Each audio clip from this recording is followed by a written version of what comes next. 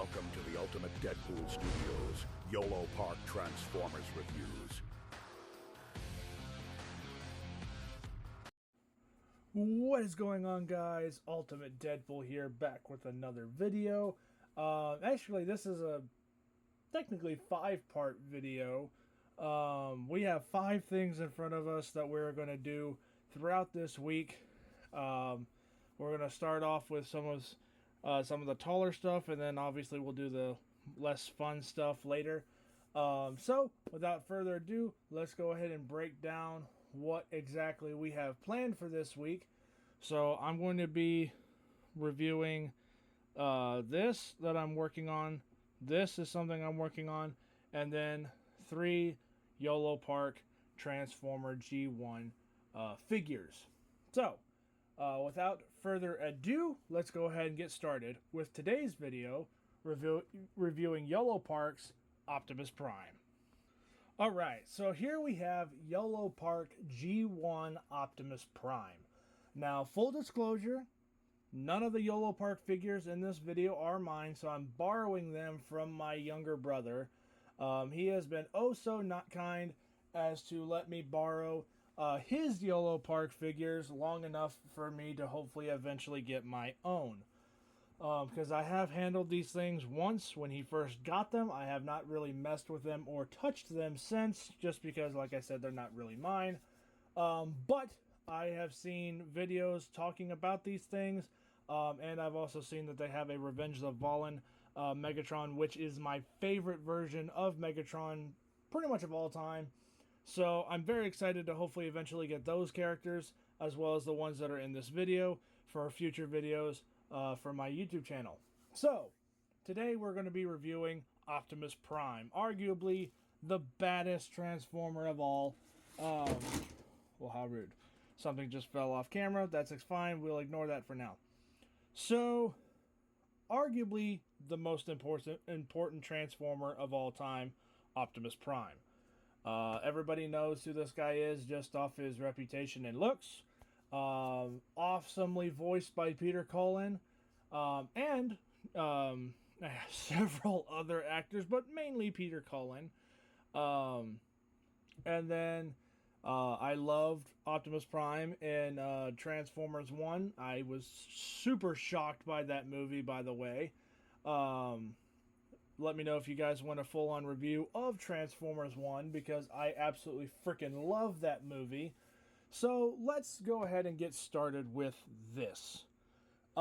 Basically what YOLOpark Transformers are, at least from what I can gather. Granted, I've never messed with them. I've never built anything with them, but I've seen my brother do it. He's the one who built all 3 of these things.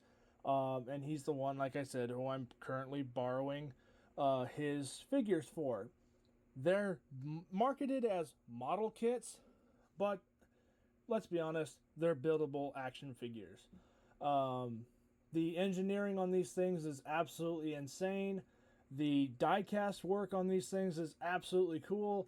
The sick poses that you can actually do with these things are very cool. I'm going to be very careful on posing for this video, as well as the other 2 reviews, because like I said, these are not mine, and I do not want to accidentally damage my brother's things. So, let's go ahead and get started with Optimus's accessories. So for starters, he's got his Energon axe, molded in clear orange plastic. Looks really nice. It looks like it's just a ball joint, so you just pop his hands off, then just pop it up whenever you want. He also comes with his, I believe it's called the Ion Blaster or Fusion Cannon. I think Megatron has the Fusion Cannon. This is the Ion Blaster. It's got some really nice weathering on it to show that it is, could be foreseeably based or made of metal. This is obviously made of plastic. It looks exactly like Optimus Prime's Fusion Cannon or Ion Blaster or whatever you want to call this thing from G1, as well as other forms of Optimus Prime in media. And then you have Megatron in his original G1 gun form. So he's got a stock. You obviously have the extended barrel, the sight, and then a regular looking pistol or whatever form of gun Megatron was back in G1's days. So now that his accessories are off to the side, let's go ahead and get on to Optimus Prime himself. His legs are die-cast. These hip pieces up here feel like die-cast. His arms, shoulders, chest plate, and I think his face plate is all made of die-cast. So a lot of this, it's relatively heavy to pick up. I mean, it's not super heavy, so we're gonna go ahead and pan the camera up a bit, just a smidge. But he's not super heavy, but he's heavier than you would think. He's actually super duper posable. He's got articulated fingers. Obviously, you can see his thumb is on a ball joint. These three fingers are all sculpted and molded together, but his pointer finger is separately articulated, and then these three fingers just bend, kind of like that. So if you want him to be doing like a pointing gesture, should be able to get that done. No big deal. The paintwork on this is phenomenal. I really love the subtle silver chipping and speckling of dirt and grime throughout all of Optimus's torso and body, especially on his legs, is to show that he's not pristine and brand new. This guy has seen some action and been through some fights and battles and war and whatnot. Now, he does have a light up function in his head with a magnet. This, unfortunately, did not come with any batteries, so currently they do not light up, and that goes for all three of them. But like I said, if you look on his forearm right here, that is just basic chipping, and they faked it. It's meant to look like it's scuffed up car paint, and I think that looks really good. It's kind of really cool that they were able to pull that off, and there's more of it onto the back side as well. Here, all of that stuff, it's not damage to the figure, it's painted to look like that, and I think that's a really really nice attention to detail, because it's freaking Alien War, which is why I will always defend the Michael Bay Transformers for having too many explosions, because again, it's freaking Alien War. You're gonna have explosions in freaking Alien War. So let's go ahead and just go off the basic design. Now, the closest thing I have to this currently would probably be the Masterpiece 1/10 scale Ghostbusters Optimus Prime that I've got. That's probably the closest thing to this, but this guy does not transform. That one does. So if you're wanting a transforming Optimus Prime to do that, I would look at getting one of their Masterpiece lines. It's a little bit more expensive. Actually, no, it's a lot more expensive than this. This was about, I think he said $60 for each one, not all three of them. But honestly, so worth the cost. These things are legitimate. These things feel durable, relatively expensive to build, so it's not like it's going to fall apart on you or anything like that. Very high quality. That's the word I was looking for earlier. And just overall really good detail work with the rivets on the stuff on the back. You've got these little tanks and stuff on here, his smokestacks, the gas tanks on his sides, the freaking silver paint, like I said, sprinkled throughout to show that his body is chipping and whatever. These two pieces you can open up and reveal a whole ton of other details and stuff. I believe the Matrix can actually come out as well. But then when you have to be very careful putting these two pieces, because you have to actually close them at the same time.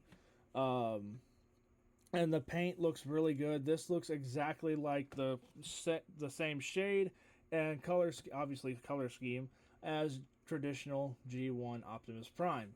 So like basically, for example, the red is the exact same color. The blue looks a little bit too shiny for me. Maybe I would have kind of dulled down the not glittery style look, but really shiny kind of look, because Optimus Prime is supposed to be shiny but not too shiny. But that's a me thing. That's not a yolopark thing, and that's fine. All in all, though, and I would have liked to have seen two Autobot logos on his shoulders, but I know it is G1 accurate to have it only on his left shoulder. articulation on this thing is absolutely crazy. Granted, he's not a statue, but like his torso obviously moves and swivels, and can pivot side to side like that. His head, look, whoop. Okay, see, that's where the battery compartment would be. So that's kind of cool that they've got that right in there.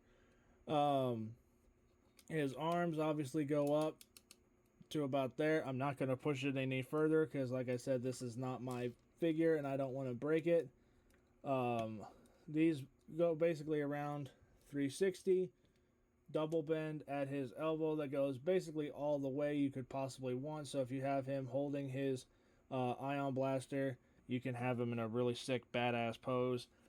Just standing there being Optimus Prime whatnot. If you wanted, he could also, salute if you wanted to for some reason. His legs drop down on, so that way you can obviously see that this side is longer than this one to give you more range. I would recommend moving these hip skirts out of the way first, so that way you can get the maximum bend, which is way up there, more than I was expecting, to be honest. Then you can just simply move those back in place, close that stuff down, and he's relatively seamless. Like, that's the cool thing, is like, a lot of Transformers, especially like the ones that actually transform, you see all these panel lines and stuff everywhere that are meant, especially like when you transform it into its vehicle form, you see all these unnecessary lines and stuff because it's meant to transform from a car to a robot. Versus this is, it's a figure. It's basically a giant toy. Collector's edition item. But with the way that they have it, it's like a lot of this stuff is relatively simple. It's like, yes, it's a robot. It's supposed to have panel lines, but it's like, with gimmicks and stuff where you could like transform the arm into a gun, or transform his arms into other types of weapons or whatever. It's usually, you see all those little panels for that gimmick to work. But on this guy, there's none of that. There's absolutely no panel lines for anything like that, so he looks incredibly seamless in that regard, if that makes sense. Back to articulation, his legs have a double bend going way past 90. And being very careful, he has a swivel at his upper thigh. His toes move a little bit.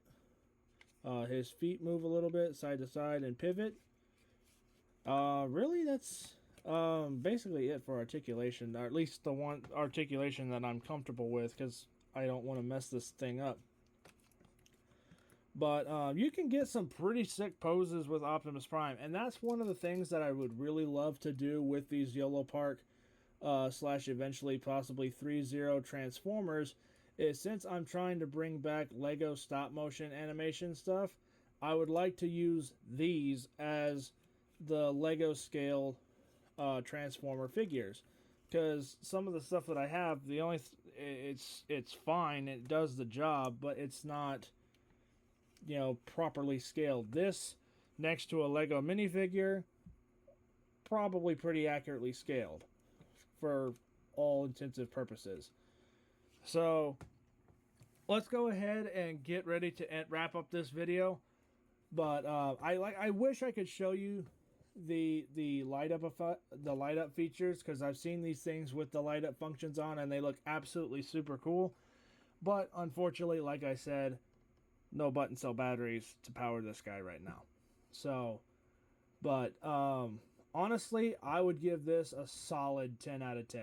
I think the only little minor complaint that I would have is I wish they had toned down the blue just a smidge, and I wish they had given him a little bit more accessories other than just his ion cannon, a G1 accurate version of Megatron in his gun form, and his axe. Those are obviously the main ones that you need for a G1 Optimus Prime, but I would have liked to have seen maybe a few other pieces, like maybe an attachment for the Matrix to show him opening it, or him actually being able to hold the Matrix, because I remember that was something that my brother did kind of say something about.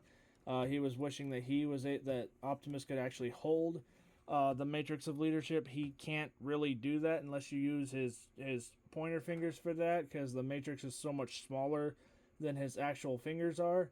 And in the G1 movie, all 4 of his fingers fit into it, and then he can rip it apart and do the whole Darkest Hour speech.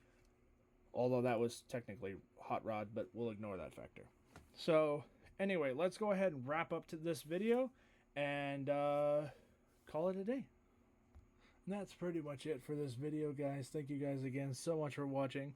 I hope you guys enjoyed the video.